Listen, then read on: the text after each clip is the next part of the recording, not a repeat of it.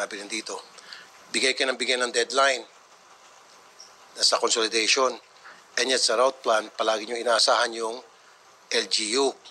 Bakit palaging LGU?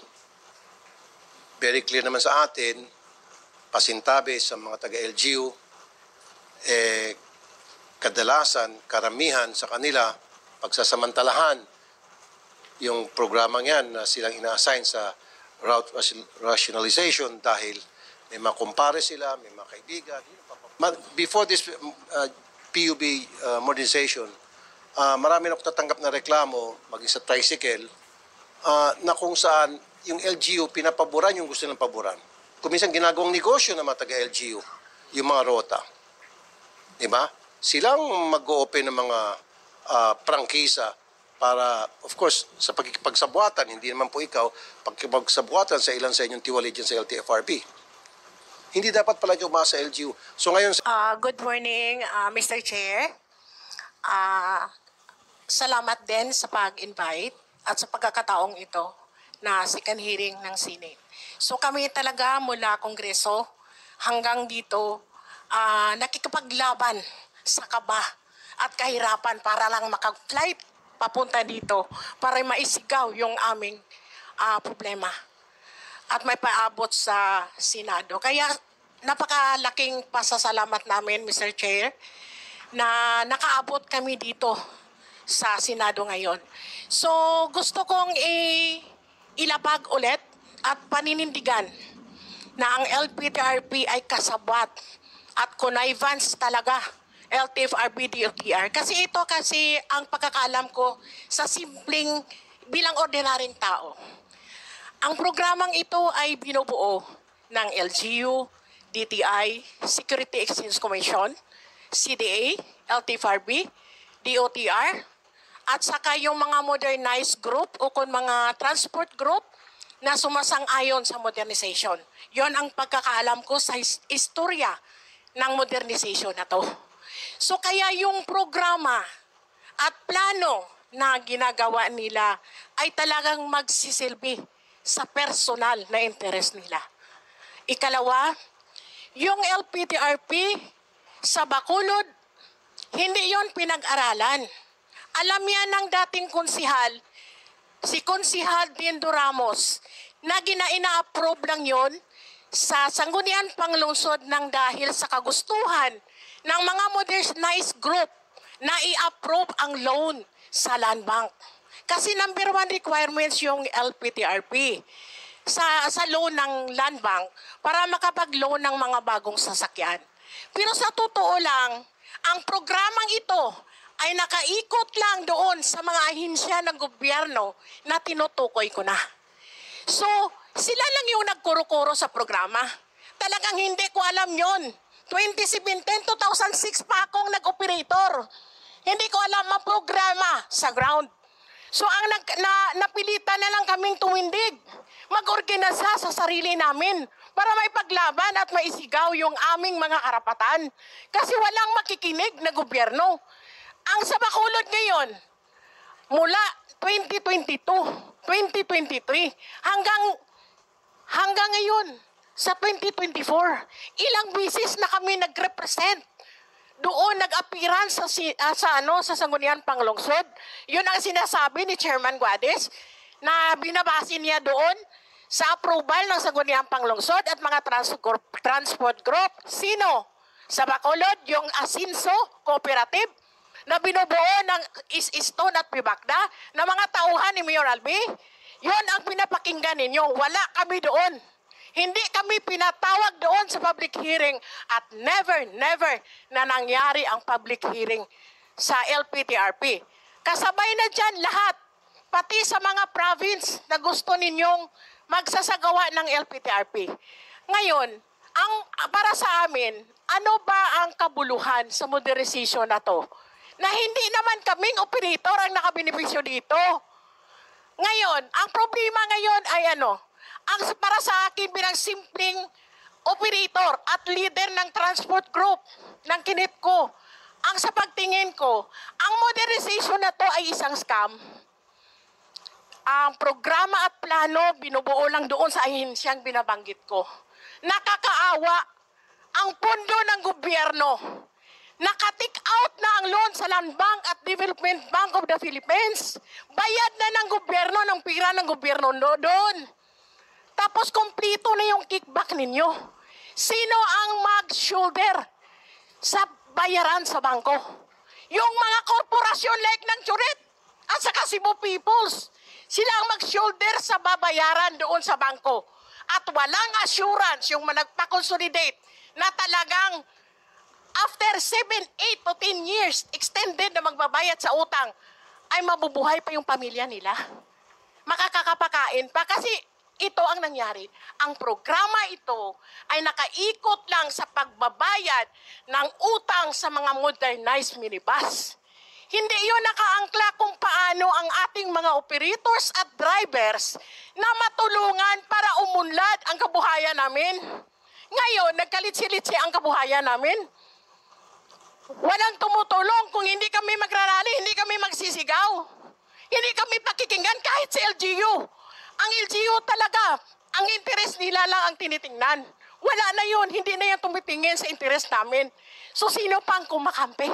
Siguro isang Senator Raffy Tulfo na ang inaasahan namin na kaya nandito kami kasi gusto naming matuldukan itong PUV monetization program na to na para lang talaga sa 1% na sumasama sa modernization program. Ang akin lang, kahit babalikan natin sa ground, Mr. Guadis, Mr. Ortiga, hindi kayo nakaranas, hindi nyo dinanas ang hirap ng sugal ng buhay na wala kaming rehistro, wala kaming insurance, nang dahil sa ginagawa ninyong pananakot. Ang mali pa nito ngayon, Senator Tulfo, may lumalabas na Board Resolution 053. Noong April 30 pa pala na aprobahan, permado ni Chairman Guadis, nag-aalaw ng 2,500 routes na may maliit na number of authorized units na pwedeng makapag-operate. Bakit tinatago ninyo? Ano ba to? Akabaliwan? Sinasabi nyo wala ng extension. Consistent kayo nagsasabi sa Kongreso, kahit dito sa Senado, na hanggang April 30 lang. Pero yung nakatagong board resolution, continuous ang consolidation out of 10 to 15 yung pwede tanggapin ng LTFRB para sa consolidation. Patago pala ang board resolution na to para patuloy na mag-maneuver na i-reach out yung 81% na consolidation to justify the President BBM na suportahan ang programa nila. Suportahan ang pag-phase out sa aming mga traditional jeepneys. So ngayon, nakatago pala yung board resolution. Inilagay ninyo ang public safety, public interest ng ating mga commuters. Inilagay ninyo sa alanganin ang mga buhay namin at pangkabuhayan namin na pwede naman pala kaming makapagbiyahe without any need of consolidation application. Napaka-traidor talaga ninyo. Inaano kami, para sa akin, parang personal na bilang operator, napakasakit sa amin nangyari yun. Tapos, libo-libo na mga interes ng mga operator, okay, kabuhayan, sir. Ma'am Sobrano, okay, thank you. Thank you. Well taken yung point ninyo. Chairperson Cuadis, ano itong 053 board resolution Yes, na tinago sa kanila, hindi malinaw sa kanila? Mr. Parang Chair, sinekreto nyo po. may I be recognized? Unang-una po, Mr. Chair, yung board resolution na yan, nasa website po ng LTFRB. From the time we enacted it in April 30, nakalagay po yan. Number 2, ano po ba yung board resolution na yan? May mga rota po tayo sa probinsya na 1 hanggang 4 lang na jeep ang bumabiyahe. Ito po yung babiyahe ng umaga, babalik ulit ng hapon. Ang concept kasi ng consolidation, Mr. Chair, is there should at least be 15. May mga areas po sa aming Bacolod na kung saan inilahad nila yung kanilang pagtutol, and napakinggan din natin yung side ng dalawang pinakamalaking manufacturer ng jeepney sa ating bansa. At doon, inisa-isa nila kung bakit silang tututol. And very clear to me na talagang pumalpak dito ang ating pamalaan, particular na yung LTFRB, DOTR, dahil nagkulang sila doon sa information dissemination. At ang patunay dyan, meron 392 million na funds supposed to be inilaan para sa dissemination program sa jeepney modernization pero hindi nagamit. So ngayon pagpapatuloy natin hearing na ito, and gusto ko sana meron ng magbubunga itong hearing na ito, meron mangyaring maganda na hindi puro hearing na lang at hanggang hearing lang tayo and then walang nagiging positive result sa mga pagdinig na ito. Marami ako natutunan, particular na kay Miss Sembrano. Is she here? Miss ay, ayun. Ma'am, magandang hapon po, ma'am.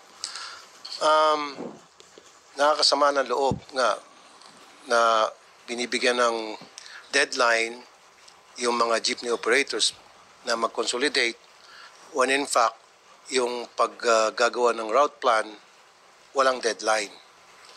So with that, diretso na agad ako sa tanong, LTFRB o DRTR. Now, ano na yung sitwasyon ng route plan program ninyo, sir? Mr. Chair, may I be recognized? Oh, Mr. From the LTFRB. Teofilo Guadis ng Yes. LTFRB. You weren't recognized, I'm sorry. Thank you very much, Mr. Chair. With regards to your question, we have a 4-minute presentation to give you a briefing on the updates on Prinote up ni Miss Sembrano yung Cebu Peoples. Mas maganda kung si Miss Sembrano na magpapaliwanag doon. Ito binabasa ko lang, uminit ng ulo ko eh. Pasensya na ha. Mas maganda siguro uminit ng ulo si Miss Sembrano. Kasi parang lokohan to eh. May pinayagan kayong mag-operate doon sa Bacolod na they're not supposed to. At nakisama sila. Kaya lang parang na-scam pa sila ng di oras. Pero bago niyan, nasa na ba tayo dito sa route plan? Hindi masyado malinaw yung mga pinagsasabi niyo doon sa presentation ninyo. Sabi ko nga nung last hearing, sinabi rin dito, bigay ng deadline na sa consolidation. And yet sa route plan, palagi niyo inaasahan yung LGU. Bakit palaging LGU? Very clear naman sa atin, pasintabi sa mga taga-LGU, kadalasan, karamihan sa kanila, pagsasamantalahan yung programang yan na silang ina-assign sa route rationalization dahil may mga kumpare sila, may mga kaibigan. Bakit po inuna natin yung dapat di ba sabay? Bakit binigyan agad natin ng deadline yung consolidation pero yung sa route plan walang deadline? Kung kailan lang mabubuo, kung kailan lang available itong mga resource persons sa LGU. Kumbaga at their convenience. And then, doon sa mga jeepney operators, may deadline. Ngayon, hindi nila na, after the deadline, pag hindi nila na, dahil hindi sila nakasama sa consolidation, hinuhuli-huli sila. Pakipaliwanag nga, Chairperson Guadis. maganda nga umaga po ulit, Mr. Chairperson. Unang-una po, yung sinasabi pong hinuhuli yung mga hindi pa po consolidated, we're still crafting now the terms of reference para po sa panghuhuli ng mga unconsolidated. Well, it's true that we have the April 30 deadline. Right now, we're still crafting with the LTFRB, and we will be having an interagency meeting po with MMDA, with LTO po, para po ma-polish po namin yung pag-i-enforce po ng batas. So nga hindi pa kayo nanghuli. Hindi Pero pa po, considered as colorum na yung mga hindi nag-consolidate. considered na ho silang colorum in a sense na Exactly. So discriminated na sila. Kasi siyempre, hindi sila consolidated. Hindi sumunod dun sa... trust ko nito is it is the LGU that knows best kung ano po yung mga rota sa kanilang area. So we rely on the recommendation sa amin. But at the end, Mr. Senator, kami pa rin po ang nagde-decide except that we rely on the recommendation of the LGU. And That did you is- know na 11% pa lamang ang naaprubahan ng LGU sa pagdating sa route plans? Right? ang So dito makikita na palpak yung sistema ninyo. Kasi by now, dapat hindi lang 11%. Dapat at least man lang 80 o 90%. So, kailan mabubutong 100%? So, pagputi ng uwak, di po ba? Hindi po, Mr. Chair. Well, it's true na 11% po. About 76% po nag-submit na po sa amin ng kanilang LPTRP or yung route plan nila. Ito po ay aming pinag-aaralan. Ito po yung share naman ho namin sa partnership. In many cases po, binabalik po namin sa kanila because we feel yung sinubmit po nilang route plan is not in consonance with the concept of a route rationalization sa kanilang area po. So, natatagalan po in a sense because nagbabalikan po kami every time they submit one. We check it. Pag okay naman po, we approve of it. Pag hindi po okay, binabalik namin sa Yun nga po, LGU. sir, bakit kasi kayo umaasa palagi sa LGU? Dapat ang mas nakakaalam diyan yung mga jeepney operators, yung mga jeepney mismo, because they're flying that route for so many years now. Mas familiar sila sa mga rota. And then, in coordination with you sa LTFRB, pwede kayo mag-usap-usap, tutulungan nila kayo para sabihin ko ano yung mga rota na malakas, yung rota na hindi, rota na bagay na ibigay kanino, kung sino-sino. Hindi yung palagi umaasa sa LGU. Hindi talaga maganda, sir. Before this PUB modernization, marami na ako tatanggap na reklamo, maging sa tricycle, na kung saan yung LGU pinapaboran yung gusto nilang paboran. Kung minsan ginagawang negosyo ng mga taga-LGU, yung mga rota. Diba? Silang mag-o-open ng mga prangkisa para, of course, sa pagkikipagsabuatan, hindi naman po ikaw, pagkikipagsabuatan sa ilan sa inyong tiwali dyan sa LTFRB. Hindi dapat palagi umasa sa LGU. So ngayon, sir, direct to the point. Pwede bang yung binibigay niyong deadline, tablahin muna natin, is that possible? Or makiusap kayo sa Malacanang, o at least man lang extend? Kasi nagbigay ka na April 29, di ba? Was it April 29? April 30? May deadline ka April 30. So ngayon, yung mga hindi na pag-consolidate, they're considered as colorum. Samantalang sa route rationalization, walang deadline. 11% pa nga lang ng mga taga-LGU ang nag-comply. So, baka pwedeng alisin mo na yung deadline na yan o extend, talk to Malacanang, and then ipaliwanag sa kanila kung bakit. Mr. Chair, may I answer some of your points? Unang-una po yung sinasabi niyo bakit po namin iniaasa sa LGU and that we should be coordinating with the transport groups. In the LGU consultation po ng Sangguniang Bayan nila, there is a committee hearing where the transport groups are gathered, and in that committee hearing po, yun pong napag-usapan, yun po ang binibigay naman po at pinapasa ng Sanggunian at binibigay po sa LTFRB. Okay. So in effect, Mr. Chair, we decentralize the consultation, pinapaubaya ho namin sa Sangguniang Bayan. Yun naman pong sa issue ng tricycle, Mr. Chair, wala po sa LTFRB yung... No. I just made it as an example na kung saan, example lang yon, na kapag inasa sa sa LGU, yung tungkol sa mga rota, ginagawang negosyo ng mga taga-LGU. Totoo yan, alam mo yan. Huwag na tayo maglukan pa rito. Diba? Yes. Kaya nga sabi ko, si Ms. Simbrano, she did agree with me, na hindi talaga maganda kung iasa na lang palagi sa LGU. Nagsasabuatan, yung LGU, pasensya na, LTFRB, DOTR, at ang nadidihado yung mga jeepney operators. Andito si Ms. Sembrano. Ma'am, magandang umaga. Salamat po sa pagpunta muli.